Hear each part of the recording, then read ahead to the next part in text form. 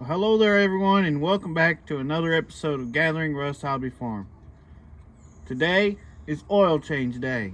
As you can see, we're already draining the oil on one of our vehicles, but I have some information for you on the rk25, so stay tuned and I'll share with you my experience that I recently had.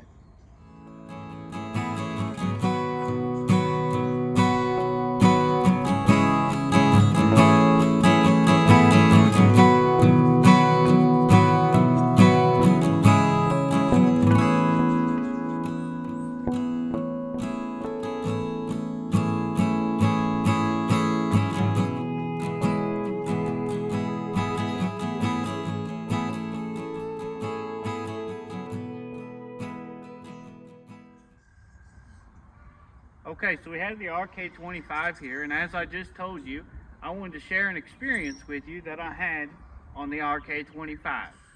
When I first got the tractor, I had an issue one time where I was driving along and the tractor just shut off. So I didn't know, maybe I ran out of fuel or something of that nature. So I checked the fuel, that wasn't the issue. Went through a few things. I started it back up. It would run for about 2 to 3 seconds and then it would shut back off. And I tried it, kept trying to figure out what it was.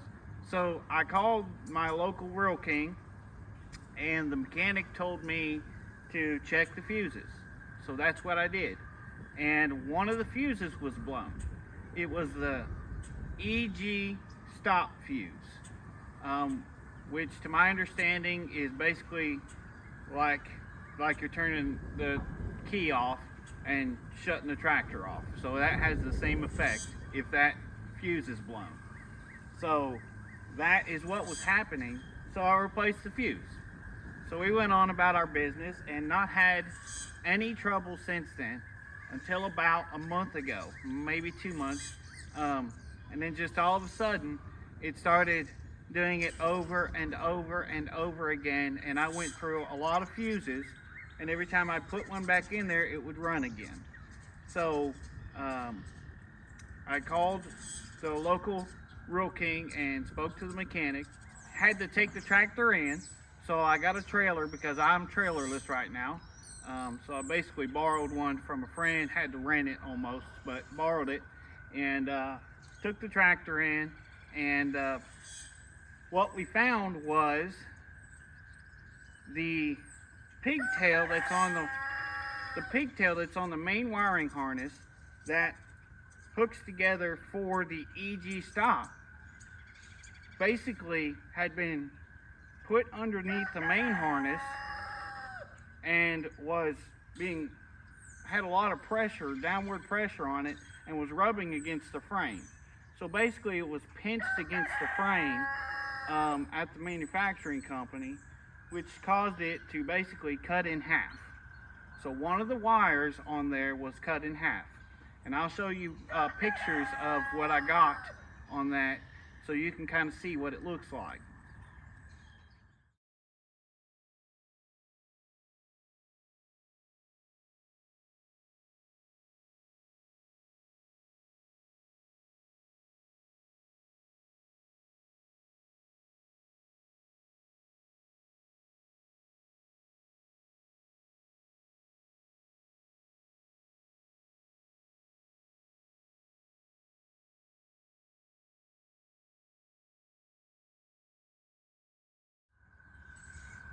So as you just saw, those wires didn't really have much protection on them other than maybe some electrical tape or something of that nature.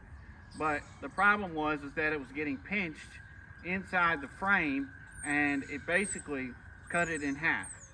Okay, I wanted to show you under the hood where you would find all this stuff that we're talking about. So right here under the hood, there is a compartment, a cover, and there's a little screw right in the center of it. And you just unscrew it like that and it comes off. Now inside of there, you'll see that it has a diagram, and these on the side and on the outside are spares. So these are what you're looking for if you need extras. Now, see right here, this is my what they're calling EG stop. It's a 7.5 amp, and these two 7.5 amps here were spares. So that really helped me when I needed that. So if we go inside the box over here, I'll show you a little closer where that fuse is on my tractor. Yours may be a little different, it may be turned around, but that's where mine is. So I'll show you that. Okay, so here's the fuse right in the center right there that I was having trouble with blowing. That is, like I said, the EG stop, and that's where I found it. So that's what you're looking at there, and these are the replacements if you should have trouble with that particular fuse. Okay, I'm going to show you where this wire is. So we have the oil fill, the yellow oil dipstick right here, your oil filter, and down here you have one of your main wiring harnesses that comes back. Now, as you can see, it's right here. The main wiring harness goes up underneath and into the dash back here, basically where the main frame is, right there. Now, this piece right here is one of the pieces that they inspected, and you can see that it has a protective coat on it. So they inspected it and put it back together, and that's what you have there. Now, so when they repaired it, they put it all in one big tube here, which protects it and gives it an extra layer of protection, and allowed me to get back to work and be able to do what I need to do. So it's all inside here, but like this little one right here, you see that goes to your thermostat. That's basically what you were looking at with the other pieces that was underneath the main harness here. I don't know if you can see that.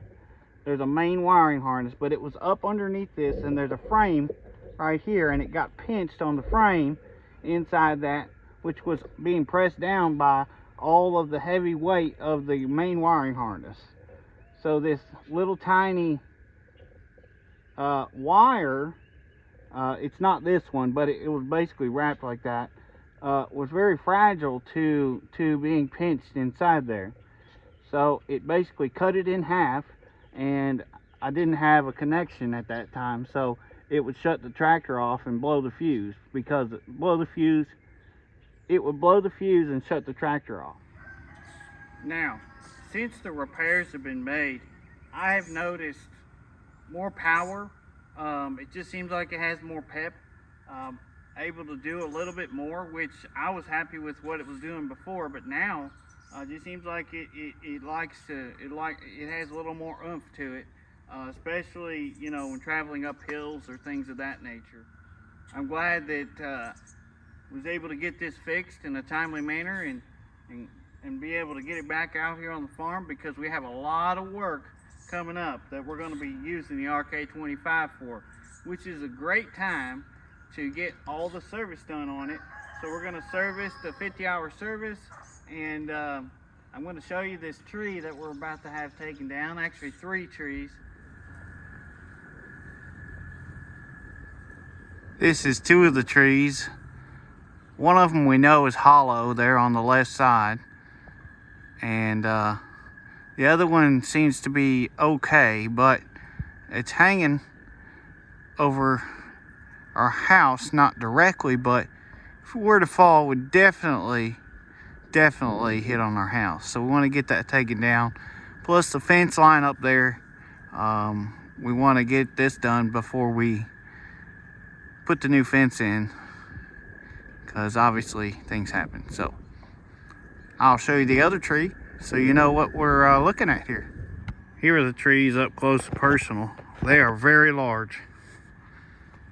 Now you can see these rocks here. I moved those with the rk25 Just barely though.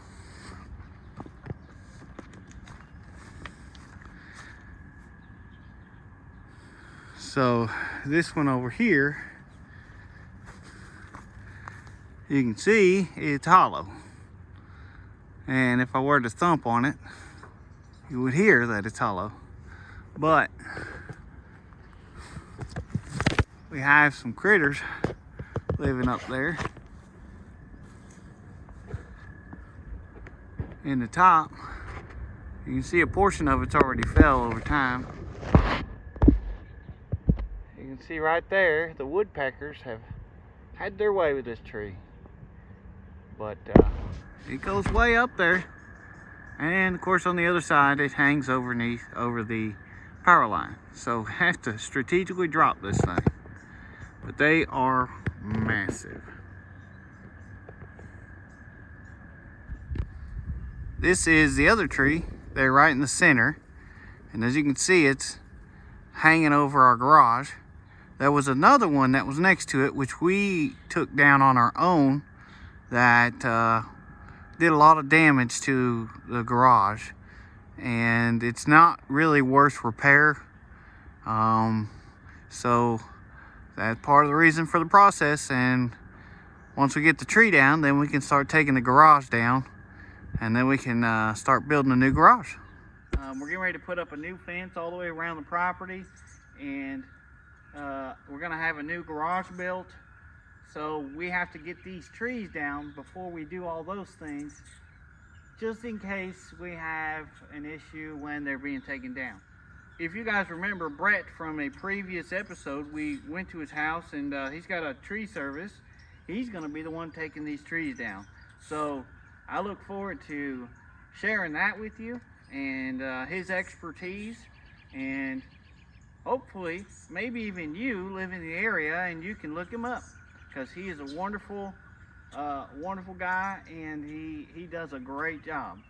So shout out to Brett, and I look forward to getting him over here on my property and getting these trees down. So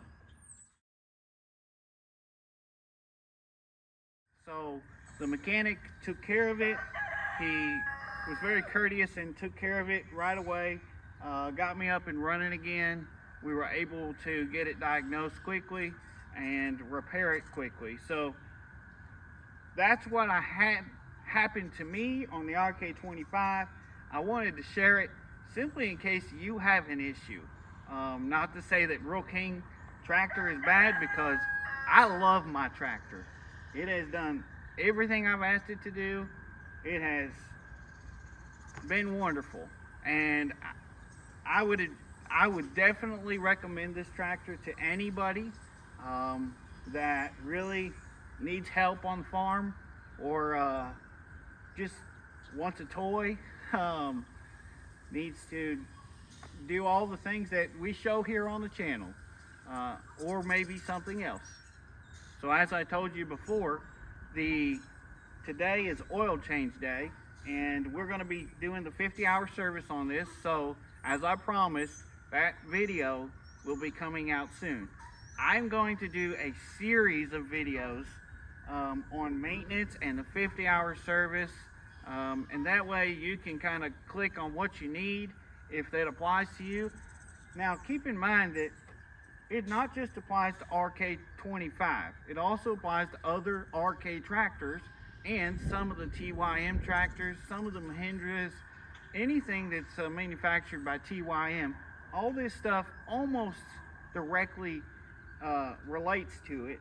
And then some, just other Kubotas, John Deere's, all those, just general tractor knowledge is always great to have. So that's what we want to help you with. If there's something that I know that you don't and you can benefit from it, I'm glad that you're getting the information from this channel. So we really appreciate y'all watching with us.